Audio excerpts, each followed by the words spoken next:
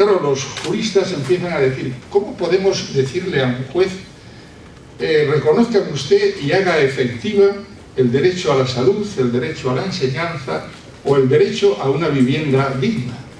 Y claro, al principio nos dejaba un poco desconcertados, porque entraba dentro de eso, como juristas cuando nos ponemos cursis y entramos muchas palabras, llaman los derechos difusos.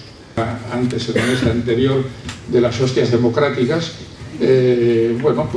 siguen funcionando. Lo cierto es que, no sé, exageremos, ha disminuido porque hay un derecho a no declarar. Entonces hay mucha gente que, asesorado por perversos abogados, llega a la comisaría y dice, yo no voy a declarar. Entonces, claro, el policía, sobre todo con este calor, dirá, ahora ponernos a torturar a este señor para que declare, pues también son ganas. Si no quiere declarar y la ley le ampara, pues que no declare y yo me voy a tomar una cerveza al bar de la esquina y me quedo tan tranquilo. Eso, incuestionablemente, ha favorecido, pero no ha erradicado, ha favorecido el hecho de la disminución estadística de las torturas, que era pero yo que estuve durante 20 y tantos años de fiscal, pues en un 90% de los casos, cuando empezábamos a interrogar al acusado y le confrontábamos con el atestado de la policía, digo, pues mire usted lo que dice aquí, y dice, no, es que he sido torturado. Todos los sabios magistrados decían que eso era una ignominia, que la policía en este país no torturaba, que hacía hábiles interrogatorios, lo cual es un matiz diferencial importante. Existe, y los que viven en el mundo universitario pues la conocen, pero claro, es una especie de documento casi secreto y apócrifo, es la Carta Social Europea, firmada en Turín hace muchos años, pero que nadie ha osado ponerla en marcha, porque la Carta Social fundamentalmente en estos momentos está en manos de los banqueros. Los banqueros son los que dicen cómo se aplica la Carta Social Europea. Esta economía, que si se tratase de una economía productiva, de una economía como la que existió, por ejemplo, en Alemania hasta los años 90, porque no sé si sabrán ustedes que ese magnífico país que empecina originó la Primera Guerra Mundial, originó la Segunda y espero que, debido a la disuasión atómica, no origine la tercera.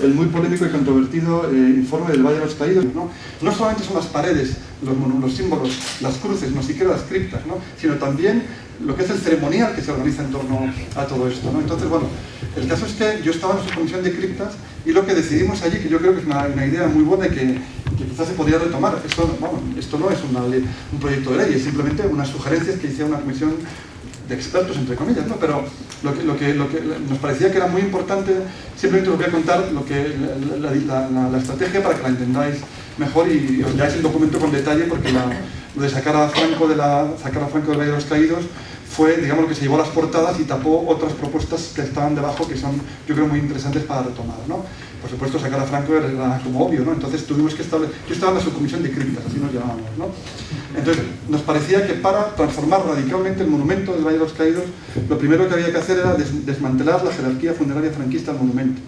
¿Y eso cómo se hace? Pues primero dijimos, si los propios estatutos del monumento dicen que solamente puede haber muertos en la guerra civil, aquí hay una línea roja y un señor que está detrás del altar, tal Francisco Franco, que no pertenece a este monumento. Ahí ya trazamos una línea roja y a partir de ahí, digamos que eso tuvimos que conceptualizarlo, Luego, por otro lado, desmantelar la jerarquía franquista del monumento suponía también mover a Primo de Rivera. Tú no puedes tener al fundador de la Falange presidiendo el altar. Entonces, pero él murió fusilado en la guerra, por lo tanto puede ser trasladado con los demás a las criptas laterales, lo cual sabíamos que la familia jamás iba a aceptar, O sea, era un juego como retórico. Si hay que mover el cadáver de José Antonio Primo de Rivera, se lo van a llevar al panteón familiar, obviamente, pero ahí ya tiene que desmantelar de alguna manera, digamos, lo que es la jerarquía Y luego otro tema que quedó muy en segundo plano y que yo creo que es crucial, es que el cementerio de Valle de los Caídos ahora mismo de facto es un cementerio religioso, porque los cuerpos fueron entregados, y bueno, José Antonio me puede decir si esto es verdad o no, fueron entregados a los benedictinos que, tras un responso, de alguna manera custodiaron estos cuerpos en el cementerio custodian estos cuerpos y rezan sobre ellos.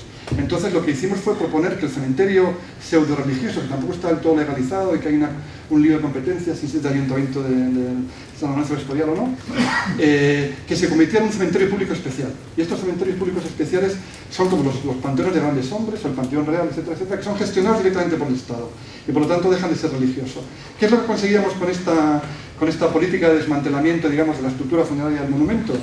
Que si no se podía anular la misa, digamos, porque eso hay un convenio que es otro tema que también tienes que trabajar, el convenio yo ya no me meto en esos temas, pero eso habría que arreglarlo por ese lado, ¿no? El Papa igual nos ayuda un poco. Si el Papa os ayuda, pues entonces ya eso pues, de manera que ahora algunas cosas se han hecho bien, otras cosas se han hecho mal, pero no había un grupo de gente solvente fuera de toda duda, por ejemplo, incluso internacional, que puede estar el Comité Internacional de la Cruz Roja representado allí. Que yo lo pedí para Valle de los Caídos, que venía el Comité Internacional de la Cruz Roja a hacer una evaluación de las criptas. Me dijeron que no, porque aquí en España había de sobra y tal. Pero al final, yo creo que tiene que haber una coordinación estatal, autonómica, como sea, como la estructuréis. Yo no sé si con rango de Secretaría de Estado o lo que sea, ¿no?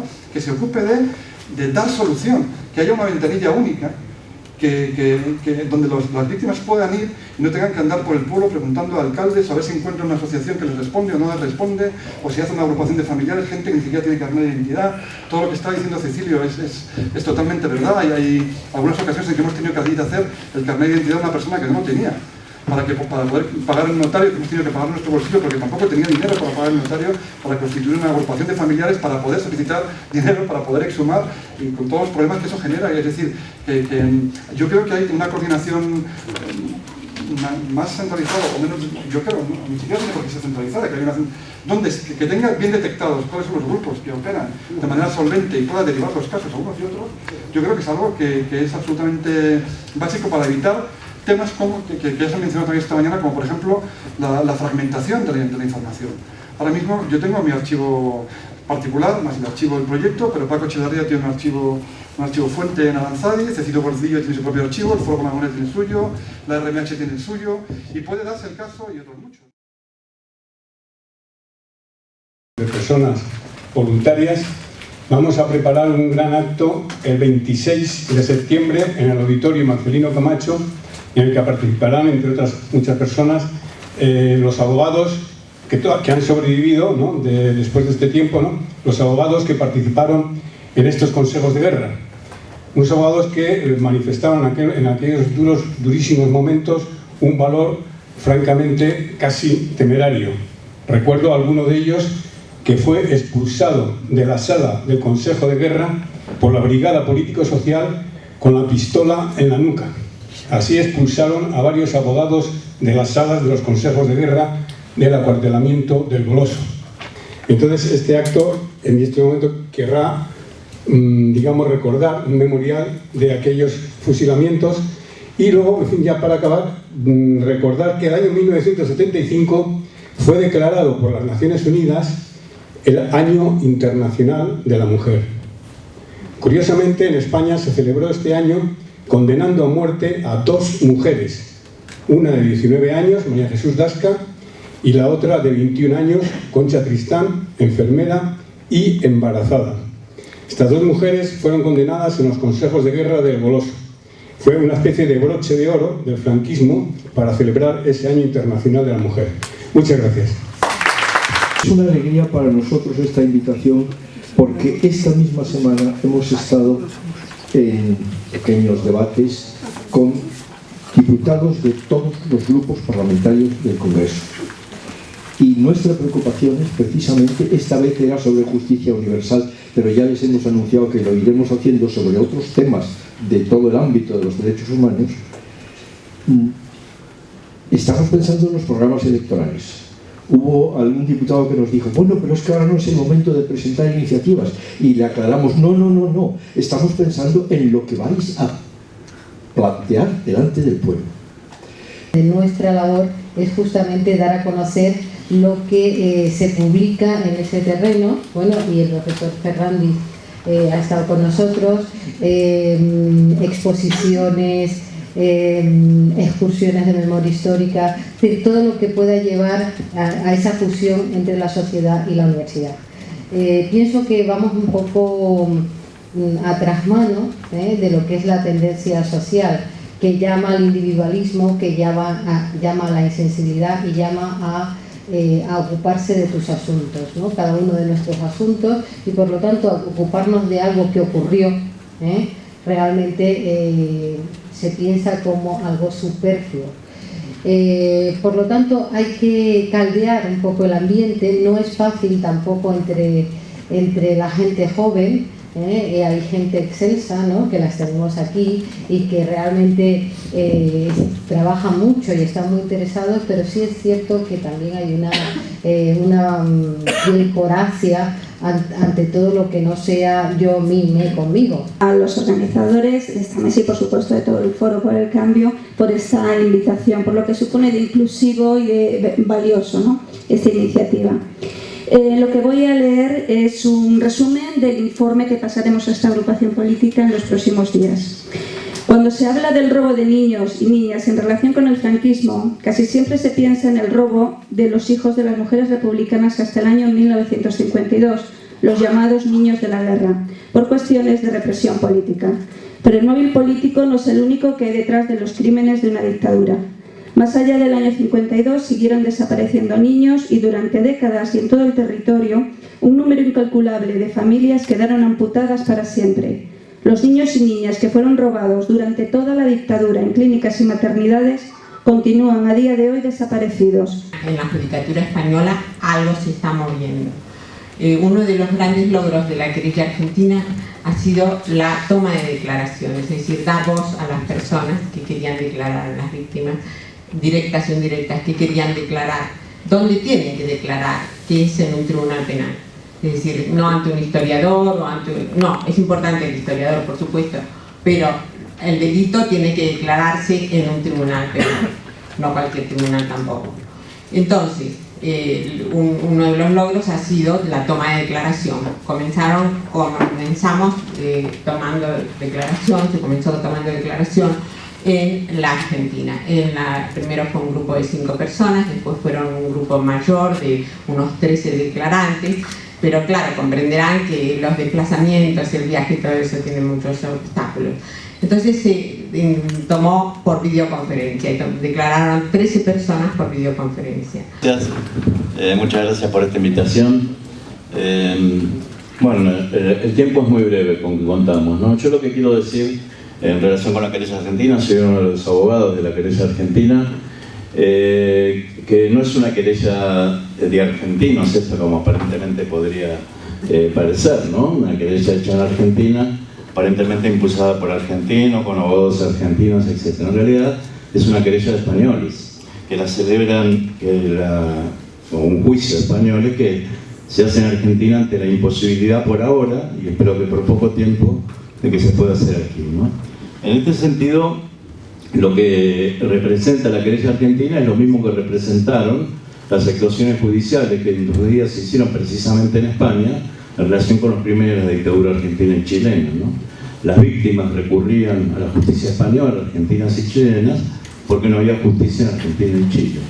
Del mismo modo que hoy las víctimas españolas recurren a la justicia argentina por la misma razón. La importancia que tenía de que víctimas del franquismo pudieran declarar ante, por un lado, ante un juez argentino, una jueza argentina, y por otra parte ante los propios jueces españoles, que en algunos casos toman de mal grado estas declaraciones, pero que en algunos casos se sienten plenamente identificados. Muchos de ellos expresan: lamentamos mucho que usted tenga que declarar por pedido de una jueza extranjera, y no muchos ayuntamientos se vienen pronunciando en contra de los crímenes del franquismo y en apoyo de la querella argentina. En estos 5 años que viene durando este proceso, más de 100 ayuntamientos, algunos de ciudades capitales de provincias. Todo un movimiento social que va haciendo posible cosas que antes parecían impensables.